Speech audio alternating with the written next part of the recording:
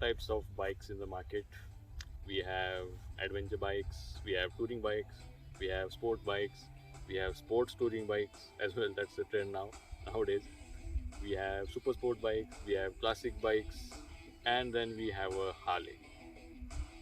My point is, are you willing to give up on the practicality, the purpose, the economy of a machine over its soul? That's exactly what I did. I got myself a Harley Davidson Fatbob. I'll explain to you in a moment what I mean.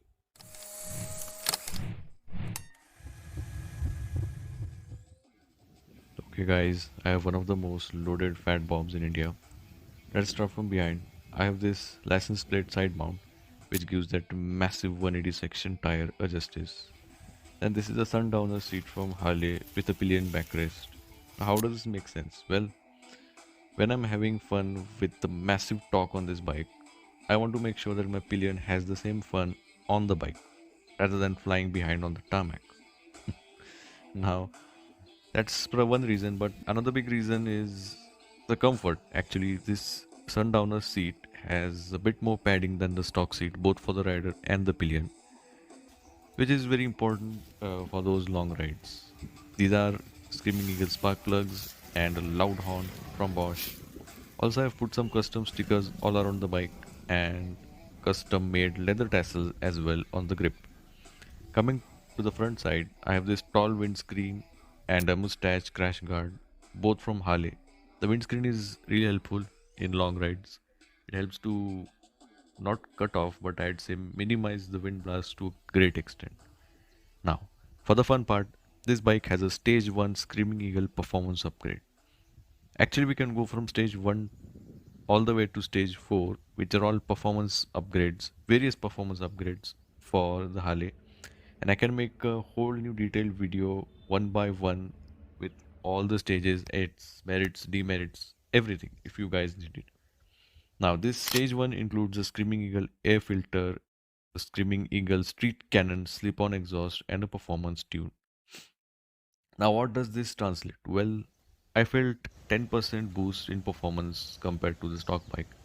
If you ask me personally, the stage 2 upgrade is where the fun lies. That is an upgrade of the cam. Now, that's a different topic for some other day. We'll continue with the video. In today's world of makers, making their machines smooth and techy and with bucket load of riding aids, I find seeing myself with something raw, brutal and crude. Now, this thing has no riding modes, no traction control, no fancy gizmos, thankfully it has an ABS.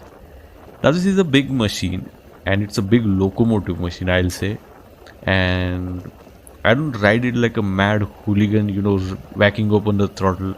So I don't miss out on any riding aids that I had on Trident, and even the riding modes, traction control. It would have been better if this had a traction control. But that being said, a big Harley is a big Harley.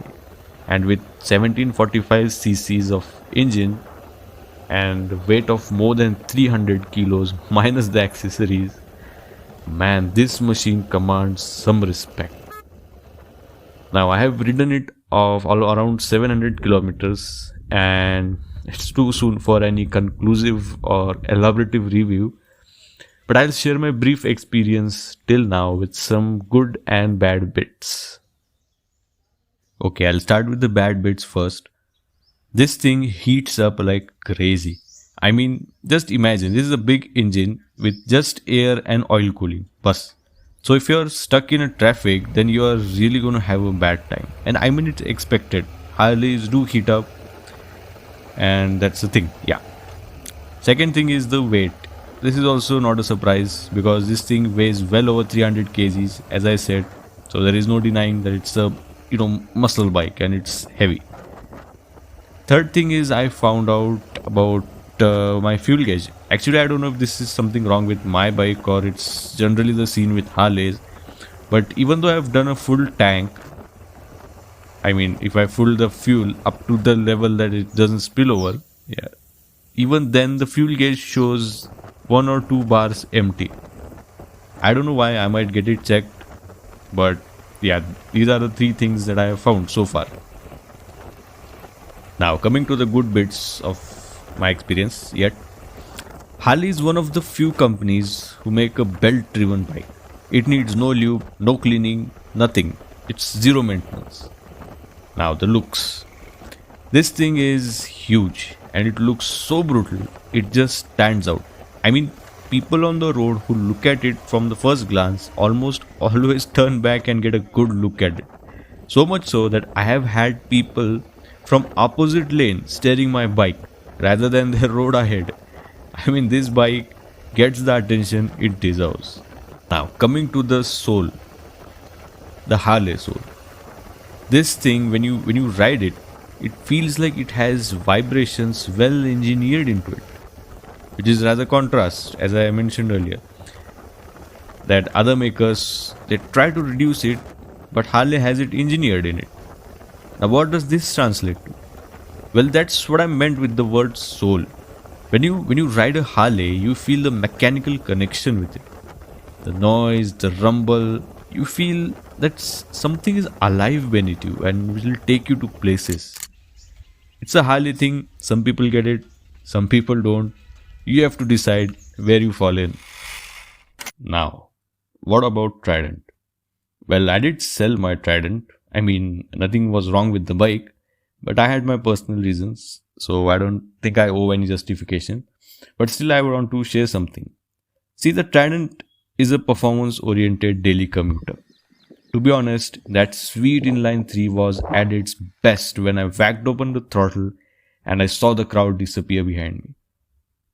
Now, this was justified in the countryside, but now here in traffic-laden cities, you ride mostly with the torque, not with the horsepower.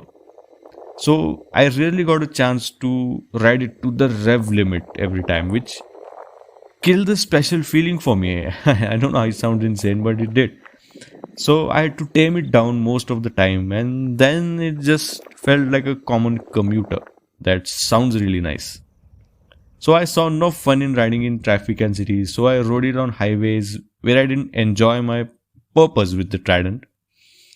Later I got a good deal over this 107 Fatbob in the Harley Davidson Originals program, which I thought was perfect for my needs, and I made the switch. So now I'm living the HOG life.